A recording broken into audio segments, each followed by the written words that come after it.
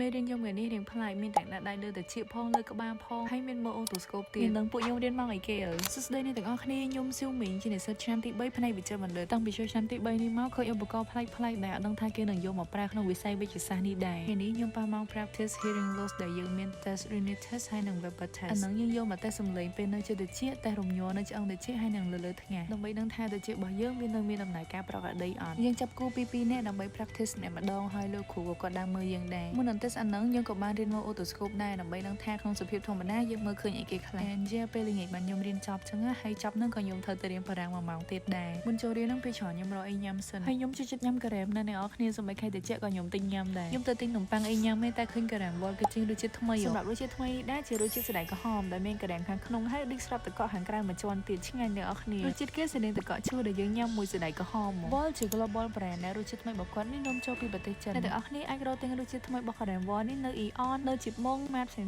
ៗឬក៏កន្លែងលក់ចាប់ហួយអីក៏មានដែរដើម្បីកុំឲ្យច្រឡំនេះជា logo របស់ការ៉េមវ៉លដែលមានរូបសញ្ញាបេះដូងពណ៌ក្រហមនេះញ៉ាំអីហើយខ្ញុំក៏អង្គុយមើលមេរៀននៅនឹងដោយសារល្ងាចនោះខ្ញុំមាន present ភាសាបារាំងហើយឥឡូវខ្ញុំដូរបារាំងទៅរៀនម៉ោង5កន្លះ6កន្លះវិញអ្នកនរគ្នាវីដេអូរបស់ខ្ញុំមានតែប៉ុណ្្នឹងទេអរគុណអ្នកទាំងអស់គ្នាកុំភ្លេច follow ខ្ញុំនៅវិញផងណាបាយបាយ